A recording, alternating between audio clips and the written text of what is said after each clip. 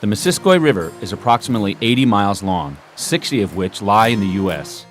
The name comes from the Abenaki term for a crooked river, and the river itself was an Abenaki canoe route from the Lake Champlain drainage to the St. Francois River drainage. This video will feature the upper section, beginning in East Richford, Vermont, on the border with Canada, and ending in Ennis Byrd, Vermont. Along the way, the westward trip will travel through a narrow, clear water channel, gradually widening as it courses through picturesque farmlands. Before you head out on this 23-mile-long trip, it's highly recommended to first obtain the Northern Forest Canoe Trail guidebook and map for this section. This video is meant only as a supplement to these publications and offers additional information about noteworthy things along the route, as well as describing periodic visual cues for important places along the way. The more one knows about this river before heading out, the greater the chance to develop an appreciation for the waterway and surrounding communities. Please note the various safety concerns along the Missisquoi before heading out. PFDs, or personal flotation devices, must be present on all boats, and it's recommended to wear them at all times. At various points along the trip, you may encounter rapids, some dangerous to inexperienced paddlers. Keep your map handy for quick access, and be sure you understand the various classes of rapids to determine if certain stretches of river are within your skill level. Be on the lookout for strainers, trees that have fallen into the river channel. These are dangerous at any time, especially higher levels. Don't leave garbage, and make sure to fasten your personal items so that they don't fall from your boat or blow away. Lastly, you will be passing through agricultural land, and the water is not considered safe to drink, even with treatment. Be sure to bring enough water along with you to stay adequately hydrated. The Northern Forest Canoe Trail is a Vermont treasure and deserves respect. Take it upon yourself to act as a good steward of the river and surrounding lands. Much of the river corridor travels through private property. Limit accessing riverbanks to temporary stops or emergencies, and treat the land as you would your own. Don't trample sensitive plants, and don't damage or in any way alter historical or cultural artifacts. This trip begins behind the U.S. Border Patrol Station in East Richford. You can park your car along the small dirt road across from the station. Access to the river is down a small trail behind the station, and it's advised to let the customs people know your plans. Right off the bat, you'll hit an easy Class 1 rapid where Lucas Brook enters the river. The trip runs parallel to Vermont 105A for about 1.5 miles until Stevens Mills Rapids, where Slide Brook enters on the left. This brook is fed from waters which pour down nearby Jay Peak. Look out for rebar and cement at river left. This can become Class 2 in high flows, but at lower levels is pretty easy. Definitely worth scouting out. Later you'll come to a series of islands which used to be one channel. The river became braided after it jumped its banks 20 years ago and tore through adjacent farmland.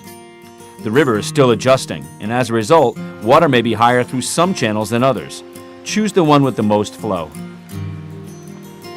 After 3 miles, the river becomes one channel again and passes under the Canadian Pacific Railroad Bridge, before the gradual right-hand turn into Richford, about 7 miles downriver from the border. Richford is a small community with roots as a logging and manufacturing town. At one time, it produced furniture, hockey sticks, plywood, and even Scrabble tiles from timber extracted from nearby forests. Over time, as local timberlands were used up, the economy dwindled and transitioned to one dominated by farming. It's hard to imagine that in its 1920s heyday, this small town was something like the Las Vegas of its day. Drunken brawls and poker were routine complaints. At the train station in Richford, there was a steady flow of visitors hopping into cabs to catch a ride to Queen Lil's, a speakeasy and brothel run from a house straddling the border of Canada and the U.S. in East Richford. Multiple floods of the Missisquoi have taken their toll on Richford. A big one in 1869 was followed 23 years later by another, which caused the booms in the Missisquoi River to break, sending thousands of lumber logs downstream.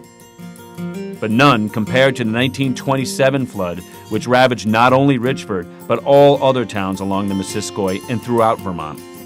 It had been a particularly rainy autumn already, when torrential rains between November 2nd and November 4th caused flash flooding that raged through town. Over 9 inches fell in just a few hours. The swollen river ripped out the bridge and River Street. Further downriver, a covered bridge from North Ennis Byrd broke loose, but luckily drifted into a cove just before going over the falls in Ennis Byrd.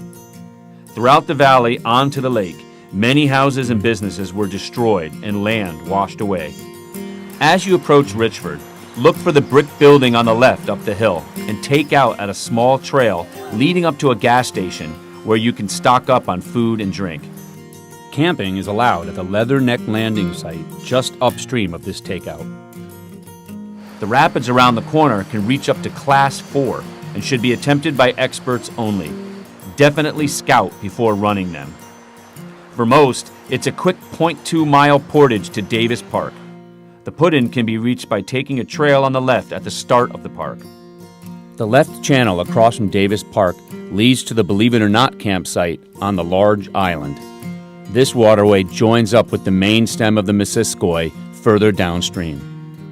It's hard to imagine that the large island across the way once had a car racetrack and a ball field of a farm team. About a mile after entering the river, Magoon Ledge is a high-water Class 2 rapid on your left. Be sure to stay river right. Some of the largest dairy farms in Vermont are along this stretch to Ennis Byrd, and the area is known as the dairy capital of the state. At 4 miles below Richford, you'll hit Twin Bridges. If you scale the banks, you'll see the Missisquoi Valley Rail Trail, which stretches 26 miles from Richford to St. Albans.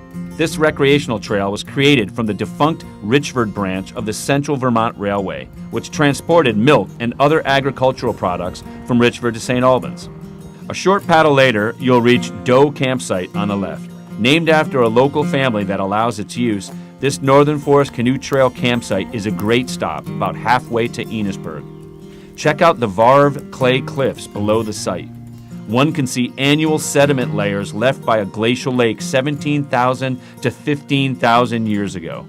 The lighter and darker layers indicate the rate of sedimentation. Sandy layers are on top, left by the river after the lake receded. Since then, the river has kept carving until the present-day course. A mile downstream, you'll reach the Trout River confluence on your left. The channel you see is a new one, gouged out in the 1990s. In 2014, Vermont joined the prestigious network of the National Wild and Scenic River System when a congressional action designated 46.1 miles of the Upper Missisquoi River and the Trout River as wild and scenic. These rivers now join other celebrated ones in 40 U.S. states and commonwealths. Combined, these 208 designated rivers are preserved and safeguarded for their remarkable scenic, recreational, geologic, fish and wildlife, historic, and cultural values. The Missisquoi's designation is based upon the Partnership Rivers model, a collaboration between local communities and the National Park Service to protect and manage wild and scenic rivers for the enjoyment of present and future generations. The next bridge you see is Route 188 and indicates you've reached the small town of East Berkshire. An overgrown trail on the right before the bridge will lead up to the village where you can find food and water at the local gas station. After 2.5 miles of flat water, you'll see a large island in the center of the river. This landmark signals the approach to the remains of the Sampsonville Dam. Be sure to stay river left to scout out the rapids. Known as Upper Falls back when Samuel Stone built the dam in 1825, this was the site of a grist mill, planing machine, and cheese box factory.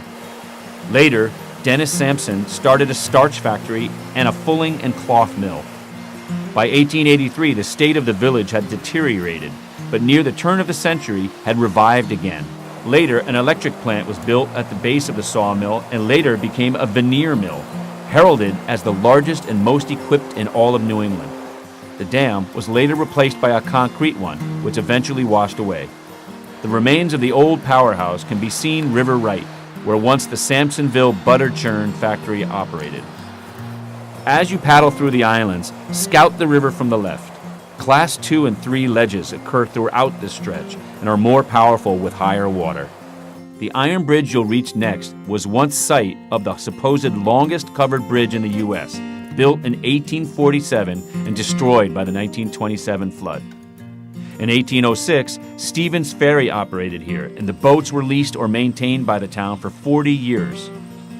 North Ennisburg was never a big settlement, and perhaps developed due to the intersection of the county road with the famous Boston Post Road. Once upon a time, this road was the main thoroughfare to Canada and Montreal. The nearby dairy center was a farm that was changed in the 1950s to a bowling alley, dance hall, movie theater, and bar. As you approach Ennisburg, you'll see strange structures. These are ice deflectors that have been installed to prevent erosion from the massive chunks of ice that scrape along the river each spring. Over 8,000 trees have been planted as part of the Brownway Riverwalk Trail and floodplain restoration. This effort is an attempt at recreating a floodplain that would evolve here naturally, slowing the erosion and providing wildlife habitat. If you are paddling the entire river, you might consider camping here at the Northern Forest Canoe Trail built campsite. As you round the bend, you'll see a rope line across the water, warning of the approaching dam. Look for the Lawyer Landing Northern Forest Canoe Trail stairs and take out river left.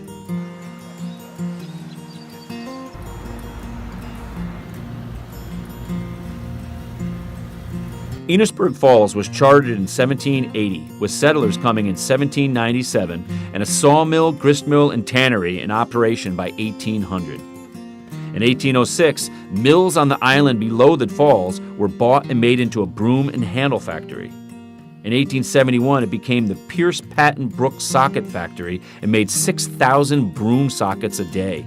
There was also a woolen mill for which locals raised more sheep than cattle. The Missisquoi flouring mill was destroyed by a fire along with the Owl's Head Creamery in this location. By 1891, Dr. Benjamin Kendall began manufacturing his world-famous Spavin Cure, intended as a liniment for medical and veterinary use with horses. This product, coupled with the completion of the Missisquoi Valley Railroad, propelled the sleepy village of Ennisburg Falls into a center for business and residential development. Kendall built the Ennisburg Opera House in 1892, which has been restored and used today for meetings and concerts. In the 1900s and continuing today, the dairy industry became very important. St. Albans became the butter tub of America, and the surrounding areas supplied the dairy. Ennisburg became known as the dairy capital of the world, with milk plants built at the falls in 1907. The plant sold condensed and evaporated milk, then later raw milk and cream, to New York and later Boston. Since 1956, the annual June Dairy Days Festival has celebrated Ennisburg's agricultural heritage with the largest parade in Vermont.